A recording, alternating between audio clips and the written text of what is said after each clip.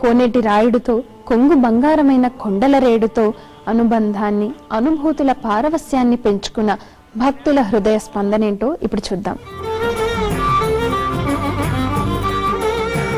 రాయలవారి ప్రియురాలు చిన్నాదేవి. జన్మతః తను వేశ్య కావడంతో రాయలవారికి భార్య కాగలుతుందో లేదో అని భయపడింది. ఆ సమయంలో తాతాచార్యుల వారు తనకి వైష్ణవాన్నిప్పించి స్వామివారి విగ్రహాన్ని బహుకరించి సుప్రభాతం నేర్పించారు. అప్పటి నుండి చిన్నాదేవి ప్రతినిత్యం శ్రద్ధగా సుప్రభాతం చదువుకునేది. రాయలవారితో వివాహం జరిగినట్లయితే తిరుమలకు వచ్చి కళ్యాణం జరిపిస్తానని మొక్కుకుంది. స్వామివారి అనుగ్రహంతో చిన్నాదేవికి రాయలవారితో వివాహం జరిగింది. సుప్రభాత మహత్యం గురించి ఈ భక్తులు ఏమంటున్నారు వారి మాటలోనే తెలుసుకుందాం. నా పేరు ఆకెళ్ల వెంకట సూర్య జగన్నాథరావు. నా భార్య పేరు శ్రీమతి లక్ష్మి. మేమిద్దరం కూడా తెలంగాణ స్టేట్ హైదరాబాద్ నుంచి వచ్చామండి. చిన్నతనం నుంచి కూడా నాకు ఈ వెంకటేశ్వరం మీద విపరీతమైన గురి. నా మొదటిసారి నేను 1960 సంవత్సరంలో కాలినడకని తిరుపతికి వచ్చినప్పుడు నాకు ఈ దైవం మీద అపరిమితమైన నమ్మకం కలిగింది. అప్పటి నుంచి కూడా నేను ఉదయాన్నే వెంకటేశ్వర సుప్రభాతం చదువుకునేవాడిని. పూజ చేసుకున్న తర్వాతనే ఎగ్జామినేషన్స్కి వెళ్ళడం, తర్వాత పోటీ పరీక్షల్లో సక్సెస్ పొందడం జరిగి రైల్వేలో మంచి ఉద్యోగం చేసి 2007వ సంవత్సరంలో రిటైర్ అయ్యానండి, క్లాస్ 1 ఆఫీసర్ గాను. దీనికి అంతటికీ కారణం ఏంటంటే నాకున్న దేవుడి మీద భక్తి, మన వెంకటేశ్వర స్వామి మీద భక్తిగా నేను అనుకుంటున్నాను. నా భార్య కూడా ఉదయాన్నే లేచి వెంకటేశ్వర దీపారాధన చేసి పూజ చేసిన తర్వాతనే మిగతా కార్యక్రమాలు మొదలు పెడతాము. 1973వ సంవత్సరంలో నాకు వివాహం ఇక్కడే జరిగిందండి. నాకు ఈ దేవుడి మీద అపరిమితమైన నమ్మకం వల్ల మా మామగారు తన సొంత గ్రామంలో వివాహం చేస్తానంటే వద్దు, నా కొండ మీద వివాహం చేయాలని చెప్పి నేను వారిని ప్రాధేయపడి నా ఖర్చుతోటి నేను కొండ మీద వివాహం చేసుకున్నానండి. అప్పటి నుంచి కూడా నాకిద్దరు సంతానం, ఇద్దరు జీవితంలో అన్ని విధాలా సెటిల్ అయ్యి మేము ఇల్లు కట్టుకొని అన్ని విధాలా ఈ రకంగా సౌకర్యంగా ఉండడానికి నాకు వెంకటేశ్వర స్వామి వల్ల భక్తేనని నేను నమ్ముతున్నానండి పూర్తిగాను. తూర్పు తెల్లవారకుండా తిరుమల గిరుల్లో ప్రతిధ్వనించే సుప్రభాతం వింటే మనసు పులకరిస్తుంది. శ్రీవారి భక్తుల్లో ప్రతినిత్యం సుప్రభాతం పాడుకునే సంప్రదాయం ఉంది. మేలుకొనవే నీలమేఘవర్ణుడా, మేలుకొనవే నీలమేఘవర్ణుడా, వేళ తప్పకుండాను శ్రీ వెంకటేశుడా, మేలుకొనవే నీలమేఘవర్ణుడా, వేళ తప్పకుండాను శ్రీ వెంకటేశుడా, మేలుకొనవే.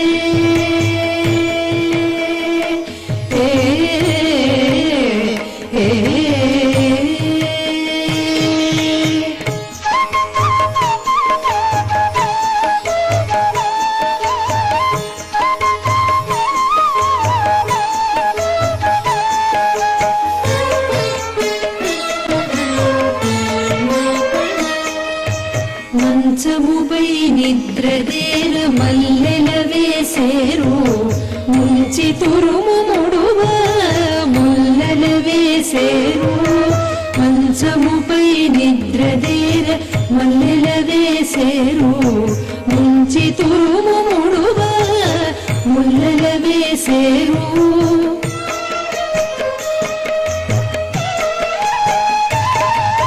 కంచము పొత్తారగించ కలువల వేసేరు, కంచము పొత్తారగించ కలువల వేసేరు. పిల్చపు చిక్కుదేర సంపింగల వేసేరు, కంచము పొత్తారగించ కలువల వేసేరు. పిల్చపు చిక్కుదేర సంపింగల వేసేరు. మహాభారత యుద్ధంలో భీష్ముడు 10 రోజుల పాటు వీర విహారం చేసి శిఖండి కారణంగా నేలకి ఒరుగుతున్నప్పుడు ఆయన శరీరం నేల మీద పడకుండా అర్జునుడు బాణాలతో అంపశయ్య నిర్మించాడు. ఆ రాత్రి ధర్మరాజు భీష్ముడిని దర్శించి తనకి ధర్మబోధ చేయమని వేడుకోగా భీష్ముడు సకల ధర్మాలు, సకల శాస్త్రాలు విష్ణు సహస్రనామంలోనే ఉన్నాయని వివరించి ఆయనకి విష్ణు సహస్రనామంలోని రహస్యాలను వివరించారట. ఆ నారాయణుడు భృగు మహర్షి కారణంగా 3,000,000 దేవతలతో శ్రీ వెంకటేశ్వర స్వామిగా తిరుమలలో కొలువై ఉన్నాడు. విష్ణు సహస్రనామాల గురించి, ఆ స్వామివారి గురించి ఈ భక్తురాలు ఏమంటున్నారో వారి మాటలోనే విందామా. నా పేరు ఆశా జయలక్ష్మి. మేము కాకినాడ నుంచి వచ్చామండి. నేను ప్రతిరోజు విష్ణు సహస్రనామం చదువుతానండి. విష్ణు సహస్రనామం చదివితే దానికున్న మహిమ ఇంకా ఏ దేనికైనా లేదండి.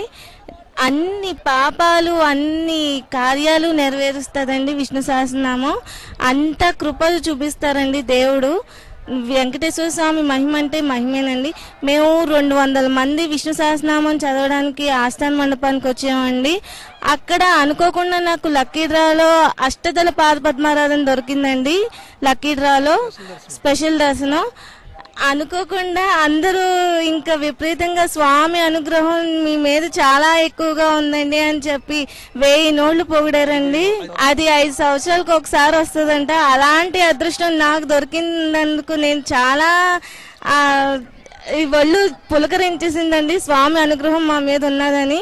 మేము ప్రతి సంవత్సరం విష్ణు సహస్రనామం చదవడానికి వస్తామండి. ప్రతి సంవత్సరం దేవుడి దర్శనానికి వెళ్తామండి. ఈ దేవుడు దర్శనం వల్ల ఎన్ని కష్టాలున్నా ఎన్ని ఇక్కట్లున్నా అన్ని తొలగిపోయి అంత సర్వకార్య సిద్ధి జరుగుతుందండి. ఓం నమో వెంకటేశ. నారాయణుడే స్వయంగా స్వామివారుగా వెలిసి కలియుగ దైవంగా కట్టెదుటే నిలిచిన కన్నుల వైకుంఠం మన తిరుమల క్షేత్రం. మురహర భవహర ముకుంద మాధవ, మురహర భవహర ముకుంద మాధవ, మురహర భవహర ముకుంద మాధవ, మురహర భవహర ముకుంద మాధవ, గరుడ గమన పంకజనాభా,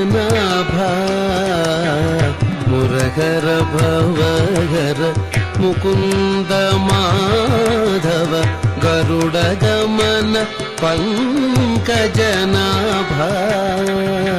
పరమ పురుష భవబంధ విమోచన, పరమ పురుష భవబంధ విమోచన, పరమ పురుష భవబంధ విమోచన, నరమృగ శరీర నమో నమో, పరమ పురుష భవబంధ విమోచన, నరమృగ శరీర నమో నమో, నమో నరమృగ శరీర నమో నమో, నారాయణతే నమో నమో.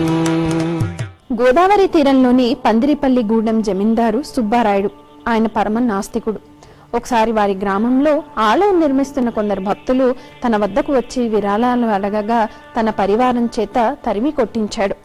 అది జరిగిన కొన్నాళ్లకు వేటకు వెళ్లిన జమీందారుని అడవి పంది తీవ్రంగా గాయపరిచింది. అప్పటి నుండి జమీందారు నడవలేకపోయాడు. స్వామివారు ఆస్తికుల కంటే నాస్తికుల్ని ఎక్కువగా ఆదరిస్తారు. అందుకే జమీందారు కళ్ళు స్వామివారు కనిపించి కొండకు వస్తానని మొక్కుకోమన్నారట. అప్పుడు జమీందారు చచ్చినట్లు మొక్కుకున్నాడు. అసలు లేచి నడవలేననుకున్న జమీందారు ఆ కల వచ్చిన వారం రోజులకే లేచి నడవగలగడం, నడకదారిన తిరుమలకు వెళ్లి శ్రీవారిని దర్శించుకోవటం జరిగింది. అలా ఆయన బ్రతికున్నంత కాలం నడకదారిని వెళ్లి శ్రీవారిని దర్శించుకున్నారట. అలాంటి ఈనాటి కథ ఏంటో ఇప్పుడు చూద్దాం. నా పేరు వెంకటరావు అండి, వెస్ట్ గోదావరి జిల్లా ఏలూరు. బాగా లేనటువంటి వాళ్ళండి మేము. నాకు చదువు కూడా లేదండి, 1వ తరగతి పుస్తకం కూడా పట్టుకోలేదు. చుట్ల పని అని, బట్టల వ్యాపారం అని, బట్టల వ్యాపారంలో మాత్రం రాణించానండి. సైకిల్ మీద తిరుగుతూ 30 సంవత్సరాలు చేసాను, వ్యాపారం చేశానండి. తర్వాత మ్యారేజ్ చేసుకున్నా. కానీ నాస్తికంగా ఉండేవాడిని, ఆస్తికంగా ఉండేవాడిని కాదు. అన్ని యాత్రలు వెళ్ళానండి, ఇండియాలో మొత్తం అన్ని గుళ్ళు చూసాం.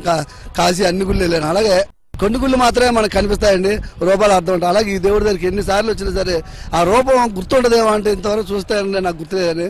ఒకసారి వచ్చిన తర్వాత మళ్ళీ నాకు నేనే ఎందుకు వెళ్ళలేనా, నడిచి వెళ్దామా దేవుడి దగ్గర అని చెప్పి నడిచి వెళ్దాం, ఏదైతే అవుతుందని నడిచాను. ఆ నడవడం అప్పటి నుంచి ఇప్పటి వరకు మేము ఏసీ కారులో వస్తూ ఉంటామండి, విమానంలో వస్తూ ఉంటామండి. వచ్చినా సరే తిరుపతిలో కింద దిగి నేను మాత్రం నడిచి రావాల్సిందే అండి. ఎన్ని టైం ఎప్పుడు వచ్చినా సరే వారానికి 2 సార్లు వస్తా, ఒకసారి నెలకు 3 సార్లు వస్తా, అలా సంవత్సరానికి 2 సార్లు. నాకు ఇప్పుడు టైం కూడా అప్పుడు మనసు కలిగితే వచ్చేస్తా అండి. ఆయన నడిచే వస్తాడు అంటే మనిషికి ఒక నమ్మకం, నేను నడవలేనంతకాలం ఈ దేవుడి దగ్గర నడిచే రావాలి. ఇప్పుడు కాకపోతే అప్పుడైనా ఎప్పుడైనా దేవుడి రూపం నాకు గుర్తుంటుందా, కనిపిస్తుందా అని ఆశతో వస్తున్నానండి. ఎంతవరకు ఆ దేవుడు ఎప్పుడు మనకు అలా కనిపిస్తారా అని ఆశతో ఉన్నాం. మా లైఫ్ మాత్రం ఇప్పటి వరకు మాకు పిల్లలు మనవాళ్ళు మేము ఆడపిల్లలు మ్యారేజ్ చేసాం, అన్నీ బాగున్నాయి. దేవుడు ఆధ్యాత్మికంగా ఉన్నాడు. దేవుడిని తల్లిదండ్రుల తర్వాత దేవుడు దండం పెట్టాల్సిందే అండి. అలాగే భార్య పిల్లలు మనకి ఇచ్చినందుకు అలాగే దేవుడు తలుచుకుంటూ నా పిల్లల పాపలు బాగా చూడాలని ఎప్పుడు జీవితంలో ఏదో కూడు బట్ట మనం కన్నా పిల్లలకి మంచి చెడ్డ చేయగలిగేటట్టు చూడబా దేవుడిని ఇప్పుడు స్మరించుకోవాల్సిందండి.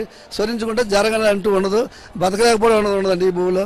ఒకప్పటికి ఇప్పటికి ఒకప్పుడైతే మా మెడికల్గా చూడాలంటే ఎరువులు లేని రంగంలో అయితే మనకి భూమి బాగా ఉండేదండి. భూభాగం బాగా ఉన్నప్పటికీ కూడా తినడానికి ఉండేది కాదండి. ఈరోజు 800 రెట్లు పెరిగినప్పటికీ 1934కి ఇప్పటికి మనం ఎంత పెరిగామో ఇప్పుడు అంత హ్యాపీగా తింటాం. అంటే ఆ దేవుడు మనకి విజ్ఞానం ఇవ్వబట్టే చదువుకొని విజ్ఞానం తెలుసుకొని మెడికల్గా మందులు కనుక్కొని ఒకప్పుడు అయితే 6 బస్తాలు 7 బస్తాలు 8 బస్తాలు పొలం పండేది.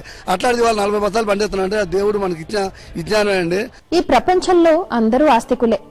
ఉన్నాడు అని సరిపెట్టుకునే వారి కన్నా లేరు అనుకునే వారి మనసులో శ్రీవారు ఎక్కువగా ఉంటూ ఉంటారు. కలియుగం ఎటులైన కలదుగా నీ కరుణ జలజాక్ష హరి హరి సర్వేశ్వరా.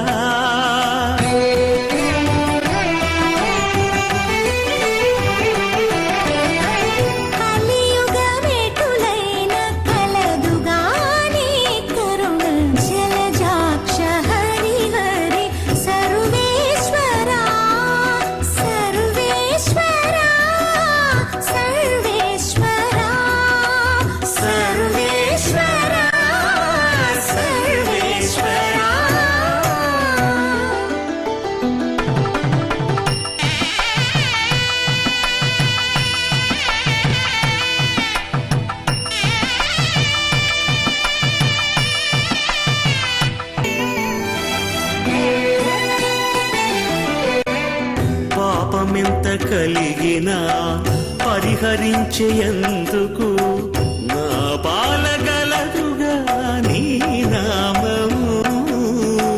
పాపమెంత కలిగినా పరిహరించేందుకు నా పాలగలదుగా నీ నామము. కోపమెంత కలిగినా శాంతమీర్చుటకు చేపట్టి కలవుగా నా చిత్తములో నీవు. కోపమెంత కలిగినా కొచ్చి శాంతమిచ్చుటకు చేపట్టి కలవుగా నా చిత్తములో నీవు. కలియుగమెటులైన కలదుగా నీ కరుణ జలజాక్ష హరి హరి సర్వేశ్వరా. సర్వేశ్వరా సర్వేశ్వరా సర్వేశ్వరా సర్వేశ్వరా. రాజమహేంద్రవరం పాలకుడు రాజరాజ నరేంద్రుడు. ఒకసారి స్వామివారి గురించి తెలుసుకుని తిరుమలకు విహారయాత్రగా మంది మార్బలంతో బయలుదేరాడు.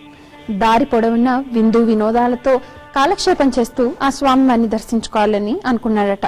కొండ వరకు చేరుకున్న రాజు ఎంత కష్టపడినా కూడా కొండ ఎక్కలేకపోయాడు. 15 రోజులు అడవిలో ఉండాల్సి వచ్చింది. రాజుని గమనించిన ఒక సాధు పుంగవుడు స్వామివారి గురించి వివరించి అయాచితంగా వచ్చే ధనానికి విలువ ఉండదని, ఆత్మ సాక్షాత్కారం కావాలంటే కష్టపడాలని వివరించారట. దాంతో జ్ఞానోదయమైన రాజు అహంకారాన్ని పక్కన పెట్టి కాలినడకను వెళ్లి ఆ శ్రీవారిని దర్శించుకున్నాడట. ఇది ఆనాటి మాట. మరి ఈనాడు ఈ భక్తులు ఏమంటున్నారో చూద్దామా. నా పేరు గీత అండి. నేను బెంగళూరు నుండి వచ్చాను. మా అత్తగారి ఇంటి దేవుడు శ్రీనివాస, మా అమ్మ ఇంటి దేవుడు శ్రీనివాసనే. నేను ప్రతి సంవత్సరము ఇక్కడికి వస్తూ ఉంటాము. ఎప్పుడు కానీ మేము రెస్ట్ లో వెళ్తేనే కానీ దర్శనం కాదు అవుతుంది, లేకపోతే కాదు. స్వామిని చూడాలంటే నిండా కష్టపడే వెళ్ళాల. అలాగే మేము తొందరగా పైడిస్తామంటే అది కుదరదు. ఏమే కానీ కష్టం పడి క్యూలో వెళ్ళి నూకునొగ్గులో పోయి చూస్తేనే స్వామిని సంతోషం. చూసేది రెండే సెకండ్ అంతే. ఆడు ఇడురు తోసేస్తారు. కానీ అయితే నాది 2 నిమిషాలు 2 సెకండ్ మా కళ్ళలో నింపుకుంటే అంటే అసలు స్వామిని జీవితాంతం ఒక ఏళ్ళ తనక తిరగ మళ్ళీ కుదురుదు వచ్చేకి. కానీ అప్పుడే అంతే సంతోషం అవుతుంది. మళ్ళీ ఈడొస్తే ఏమవుతారు సంతోషమో, మాకెంత డబ్బులు ఖర్చు అవుతుందో మాకు అది ఇదే కాదు, నిండా సంతోషం అవుతుంది. ఈడొస్తే ఏమో ఒక స్వర్గం చిక్కినట్లు అవుతుంది. స్వామిని చూస్తా ఉంటే ఎంతో కళ్ళు నింపుకోవాలనిపిస్తుంది. ఈడొచ్చి మాకు అన్ని పరిహారాలు అయింది. నేనంటే ఎప్పుడు చిన్న వయసులో వచ్చినప్పుడు మేమంతా నార్మల్ దర్శనానికే వస్తామండి, కానీ అప్పుడు రష్ చూసి ఎప్పుడు మేము కళ్యాణోత్సవం చేపిస్తామా అని ఒక ఆశ ఉండేది. కానీ ఇప్పుడు కళ్యాణోత్సవం బుక్ చేసి ఉన్నాము. ఆ స్వామిని చూసేకే ఒక ఖుషి. ఆ స్వామి మాకి, నేను మిడిల్ క్లాస్ నుండి వచ్చున్నాను, కానీ మా ఇంటానికి ఇప్పుడు ఏమో తక్కువ లేదు. స్వామి అన్ని తరాలు ఇచ్చి ఉన్నాడు. 2 బిడ్లు ఉన్నారు, 2 హార్ట్ బిడ్లు, కానీ ఖుషి బాగా చదువుతారు. స్వామి నమ్మిదాన్ని నాకేమో మోసం కాలేదు. నిజంగా జీవితంలో నిండా బాగుండాను. కుచేలుడు అటుకులు తెచ్చినప్పుడు ఆ పేదమిత్రుడికి కాళ్లు కడిగి పూజించిన స్వామివారు మనకు తెలియజేసేదేంటంటే, ఎంతటి వారికైనా అహంకారం పనికిరాదు. స్వామివారికి కావాల్సింది అహంకారం కాదు, ఆత్మ నివేదన. అరసి నన్నుగాచిన ఆతనికి శరణు, అరసి నన్ను గాచిన ఆతనికి శరణు, పరమునిహమునే పతికి శరణు, అరసి నన్ను గాచిన ఆతనికి శరణు, పరమునిహునే పతికి శరణు, అరసి నన్నుగాచిన ఆతనికి శరణు.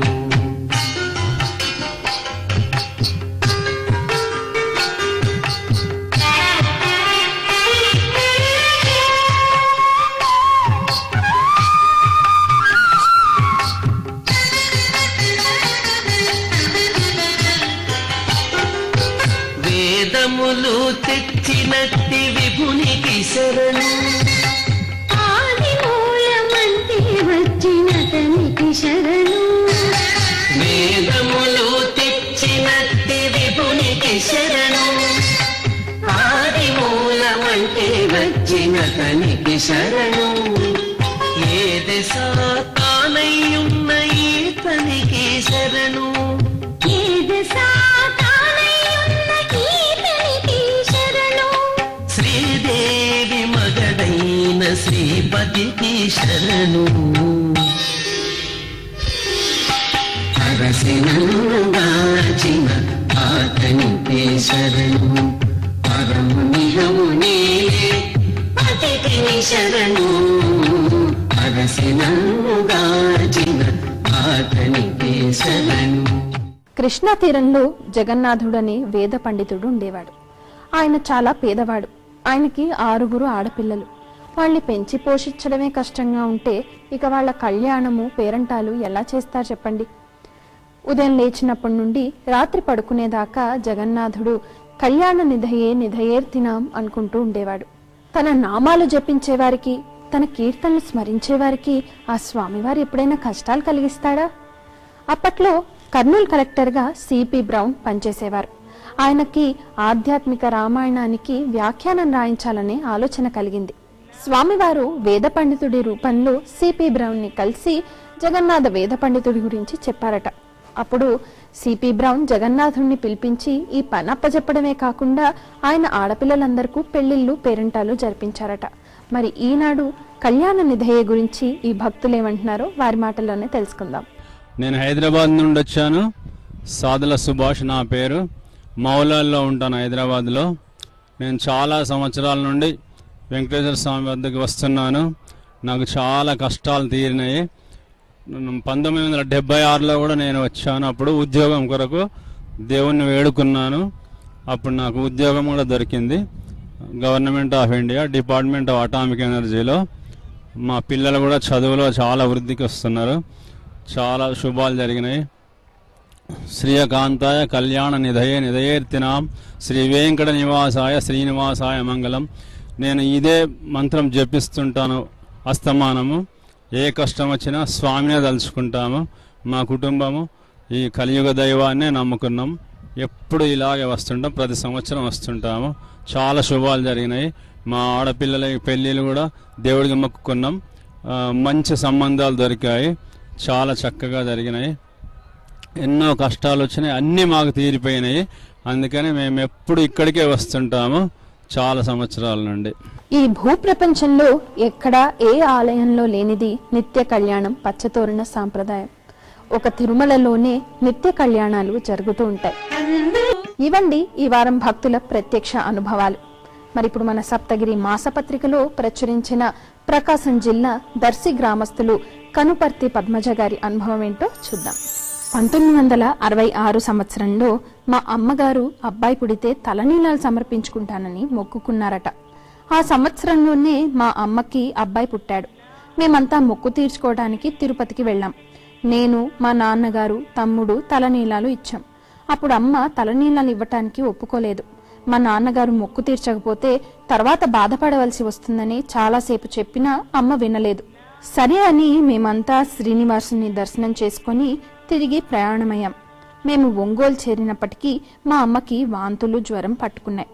ఒంగోలులో డాక్టర్కి చూపించి స్వగ్రామం పొదిలికి చేరుకున్నాం. అయినా తగ్గలేదు, మరింత పెరిగాయి. మా నాన్నగారు చాలా కంగారు పడుతున్నారు. అప్పుడు చుట్టుపక్కల వాళ్ళు మా ఇంటి చుట్టూ చేరగా వారిలో ఒక పెద్దాయన మా నాన్నగారితో, మీరు స్వామివారికి ఏదో అపకారం చేశారు, అందువల్ల ఇలా జరిగి ఉంటుంది అని అన్నారు. వెంటనే మా నాన్నగారికి గుర్తు వచ్చి అమ్మ మొక్కు తీర్చుకోలేదని చెప్పారు. ఆ పెద్దాయన వెంటనే మా అమ్మను స్నానం చేసి స్వామికి పూజ చేసి కానుకను వేసి నాకు బాగైతే తిరుమలకు వచ్చి తలనీలాలు సమర్పిస్తానని మొక్కుకోమని చెప్పారు. మా నాన్నగారు అదే విధంగా చేయించగా ఆశ్చర్యంగా మా అమ్మగారికి జ్వరం, వాంతులు తగ్గిపోయాయి. అందరూ ఆ శ్రీనివాసుడు మాట తప్పితే ఒప్పుకోడు, అసలు వడ్డీతో కూడా వసూలు చేస్తాడని అన్నారు. 10 రోజులలో మా అమ్మ తిరుమలకు వెళ్లి తలనీలాలు సమర్పించి మొక్కు తీర్చుకుంది. అప్పటి నుండి మేమంతా ప్రతి సంవత్సరం 7 కొండలవాడి దర్శనం చేసుకుంటూ ఆనందంగా ఉన్నాం. అనుచు ఇద్దరు నాడే రమడల వలెనే మునసి ఇవెల్ల చూచి మొక్కిరి బ్రహ్మాదులు. అనుచు ఇద్దరు నాడే రమడల వలెనే